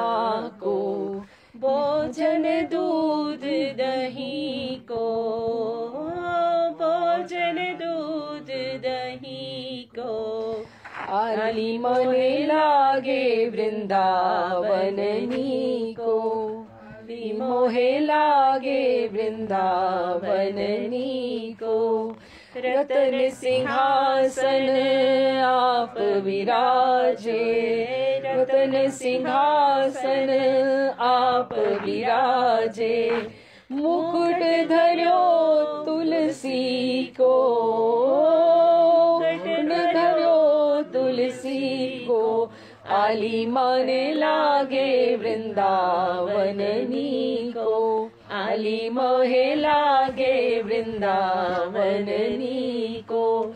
कुंजन कुंजन फिरूं सावरा, कुंजन कुंजन फिरूं सावरा, सबद सुनत मुरली को, सबद सुनत मुरली को, आली मोहे लागे वृंदावननी को, आली मोहे लागे वृंदावननी को। मीरा रे प्रभु गिरधर नागर, मीरा के प्रभु गिरधर नागर, भजन बिना नर फीको, भजन बिना नर फीको, आली मोहे लागे वृंदावननी को, आली मोहे लागे वृंदावननी को। ये सिंपल ही था सारा, और दो जन की आवाज में मेरे पास है, वाणी जयराम की और मेघा मेधा की। मैं आपको दोनों भेजूंगी। बहुत सुंदर है कि रतन सिंहासन आप विराजा, मुकुट धर्यो तुलसी को, कुंजन कुंजन फिरूं सावरा। वो सारे कुंज ही कुंज वहां पर है, क्योंकि मीरा को वहां पे मुरली के स्वर सुनाई देने लगे वहां पर। उन्हें चाहने वाला दूसरों की आस करे, दूसरों से कुछ मांगे, कोई अन्य अपना कहलाने वाला हो कि उन मेरे अपने भी कोई और हैं, ये वे तनिक भी नहीं सह पाते। लेना देना सबका सब उनको पूरा चाहिए, पूरा स्नेह चाहिए, तभी वो पूरा देते हैं। जिसे उन्होंने अपना लिया उसका और कोई अपना भी क्यों रहे, ऐ हो ही क्यों। तद अनुसार राजनीतिक परिस्थितियां करवट बदलने लगी। मीरा के चित्तौड़ परित्याग के बाद, ये एक ही पैराग्राफ में पूरा सब चेंज हो जाएगा। बहादुर शाह गुजराती, जो पहले जिससे संधि की हुई थी, उसने चित्तौड़ पर आक्रमण किया। राजपूत वीरों ने रावत बाघ सिंह के नेतृत्व में घमासान युद्ध किया, किंतु सफलता नहीं मिली। इस युद्ध में 32,000 राजपूत वीर गति को प्राप्त हुए और 13,000 स्त्रियां राजमाता हांडी रानी के साथ जौहर की धधकती ज्वाला में कूदकर स्वाहा हो गई। ये सारी की सारी स्त्रियां वो खुद हुई थी। चित्तौड़ दुर्ग राजपूतों के हाथ से निकल गया। इसके तुरंत विजय गर्व से फूले हुए बहादुर शाह गुजराती के हौसले को पस्त करने के लिए दिल्ली के बादशाह हुमायूं ने उस पर चढ़ाई कर दी। बहादुर शाह गुजराती के ऊपर हुमायूं ने अटैक किया। अपनी जान बचाने के लिए बहादुर शाह रात को भाग निकला। बहादुर शाह की पराजय का जो लाभ उठाकर राजपूतों ने फिर से सेना इकट्ठी की, तो राजपूत वीरों ने मुसलमानी सेना पर हमला बोल दिया। विजयी राजपूतों के अधिकार में चित्तौड़ पुनः एक बार फिर से आया। इतनी विपत्ति के बाद भी महाराणा विक्रमादित्य को कुछ अकल न आई और उनका स्वभाव ना बदला। सामंतों के साथ दुर्व्यवहार पूर्ववत बना रहा। इन्हीं दिनों पासवान पुत्र वनवीर, ये जो उमराव के पुत्र होते थे, उसको था कि मैं राजा बन जाऊं। तो वनवीर की राज्य लिप्सा बढ़ चली और उसने एक रात महाराणा विक्रमादित्य को तलवार से मार डाला। विक्रमादित्य भी गया। राज्य का अकंटक स्वामी बनने की लोलुपता में वनवीर महाराणा के छोटे भाई उदय सिंह को मार डालना चाहता था, क्योंकि वही अब बचा था। परंतु पन्नाधाय ने अपने पुत्र की बलि देकर उदय सिंह की प्राण की रक्षा की और उसको टाइम बाय किया उसके लिए कि जब तक वो बड़ा होगा ये हो। जिस तरह चित्तौड़ पर घोर संकट छाड़ा था, मेड़ता तो वैसे ही छोटा था, उसी तरह मेड़ता के ऊपर भी भीषण विपत्ति टूट पड़ी। मीरा को मेड़ता आए हुए भी 2 वर्ष में ही हुए थे कि जोधपुर के राव मालदेव जी ने मेड़ता पर चढ़ाई कर दी। परिस्थिति की प्रतिकूलताओं को देखकर वीरमदेव जी को जोधपुर के सामंतों ने समझाया कि परस्पर में व्यर्थ का संघर्ष अच्छा नहीं है, बहुत सेना माल की हानि होगी। आप एक बार मालदेव जी को मेड़ता दे दीजिए, जब उनका आवेश शांत हो जाएगा तब हम सब लोग उन्हें समझाकर आपको मेड़ता वापस दिलवा देंगे। सरल हृदय के वीरमदेव जी ने उन सामंतों पर विश्वास करके मेड़ता से वो अजमेर चले गए। मीरा भी साथ में, सब रानियां भी साथ में, सब कोई साथ में। अजमेर में भी वो चैन से नहीं रह पाए। अभी भाग्य की रेखाएं बहुत वक्र थीं, उनको जगह जगह भटकना पड़ा। वे नराणा आ गए। मीरा भाई भी सबके साथ साथ ही थी, वीरमदेव जी के साथ थी। फिर वहां से वे नारायणी पुष्कर चली आए, वो पुष्कर चले आए। वहां से पुष्कर में निवास करते समय मीरा के चिंतन में मोड़ आया। पुष्कर में रहते हुए प्रेरणा देने वाले जीवन आराध्य गिरधर गोपाल ही थे। मीरा सोचने लगी कि दर दर में भटक इनके साथ में ठोकरें खाने की अपेक्षा मैं क्यों ना वृंदावन अपने प्राण प्रियतम के देश में चली जाऊं, कि ये तो पॉलिटिकली इनको प्रॉब्लम है, मुझे क्या प्रॉब्लम है, मेरा तो वो पति का घर है वहां पर, तो मैं वहां क्यों ना चली जाऊं। प्रियतम, प्राण प्रियतम के देश वृंदावन धाम में वास क्यों ना मैं कर लूं। उन्हें मन ही मन बड़ी ग्लानि हुई कि ऐसा निश्चय वो अब तक क्यों नहीं कर पाई थी। पुष्कर से वृंदावन के लिए प्रस्थान करने का निश्चय हो गया। उन्होंने वीरमदेव जी से बात की, कुछ सैनिकों और अपने लवाजमे के साथ जो दासियां उसके साथ जाना, उसको लेकर जाना था, जो जरूरी थी, थोड़े के साथ और तीर्थ यात्रियों के साथ वो वृंदावन के रास्ते पे चल पड़ी। चला वाही देश, चला वाही देश, चला वाही देश, चला वाही देश। कहो कुसुम भी सारी रंगावा, सारी रंगावा। कहो तो भगवा भेष, कहो कुसुम भी सारी रंगावा, सारी रंगावा। कहो तो भगवा भेष, चला वाही देश, चला वाही देश, चला वाही देश, चला वाही देश। कहो तो मोतियन मांग भरावा,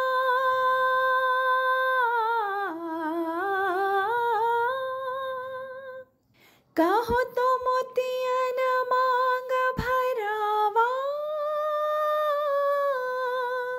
कहो चितकावा केस,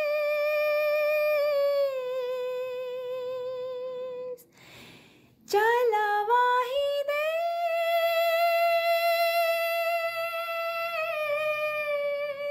चला वाही देश। मीरा के प्रभु गिरधर नागर,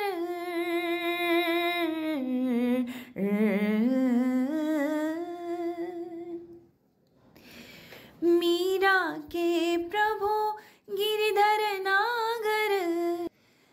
सुन जो बिरज नरेश, सुन